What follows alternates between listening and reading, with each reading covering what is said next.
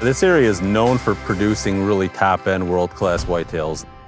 We have history, we have a lot of clients who have been taking some truly tremendous animals from 200 class typicals to 234 class non-typicals and numerous Boone and Crockett's on trail cameras.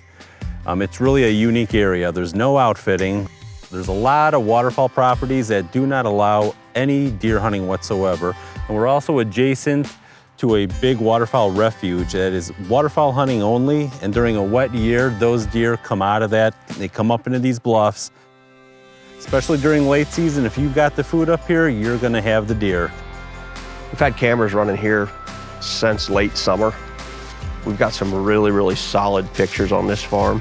And I still think personally the best is yet to come, because like you talked about, that sanctuary next door, I mean, nobody really knows what's living in there. When they start to run out of food and the weather conditions start to get really brutal and we've got all this food up top here, I think you're gonna see new bucks show up here. Absolutely. This green field is actually really big. So a lot of this tonnage will still be here late season.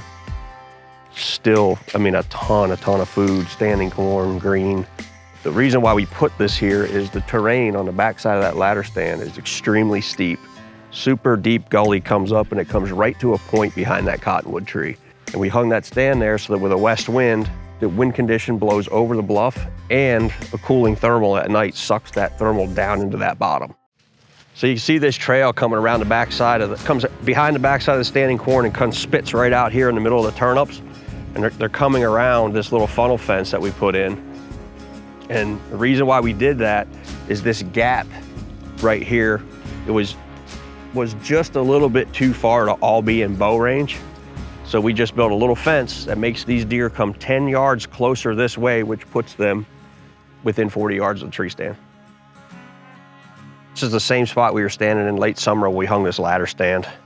And there was a shelf in here that had a bunch of old rubs on it and everything. And then as we were hanging the stand and I was cutting shooting lanes and stuff, we noticed that there was this great big cut through trail.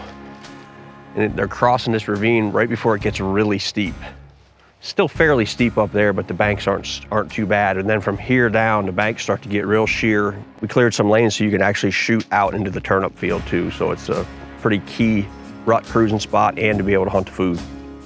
I remember being back in here in the summer and late spring and fall and stuff and how pretty this flat was that comes in here. And we noticed there was a lot of big rubs coming up and down here, like these deer were really using this, and there was a bunch of beds way out there on the end. So when we did a logging project, we decided to go ahead and put a road through here and enhance this travel corridor as it feeds around the food plot and into the other side of the farm. And then out on the end there where they were already bedding, we cut a few more trees than we normally would have to thicken it up. Deer can smell what's coming from behind them and see what's coming down below them.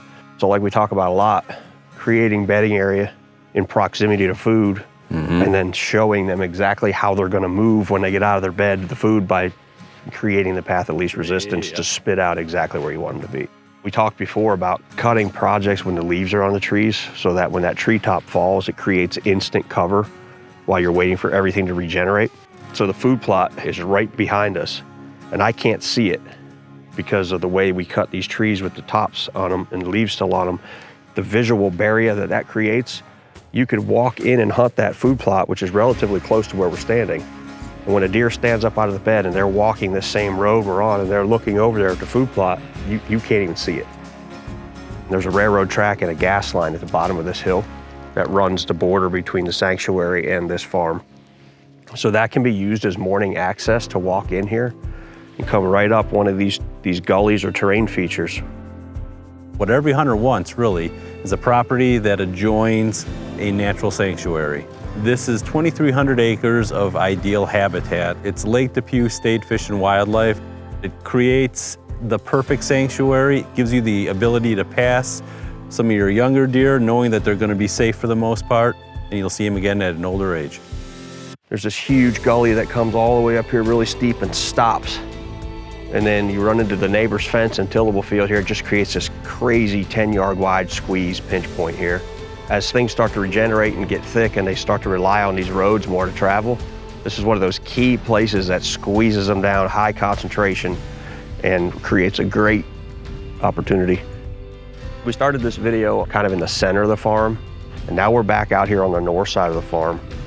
It's got a gated entrance, and it's got part of this field. You could either have a big food plot, you could have some standing crop, or it could even be a cabin or a home site. It sits back off the road, kind of a really cool location that would not be intrusive to the hunting. If somebody were to want to build a cabin or a home, you could push it this way and get real close to where the terrain starts to drop off, and then you'd have views out over the sanctuary and see out across the Illinois River. As always, Toby and I are available anytime for questions, and we're also available 7 days a week for showings.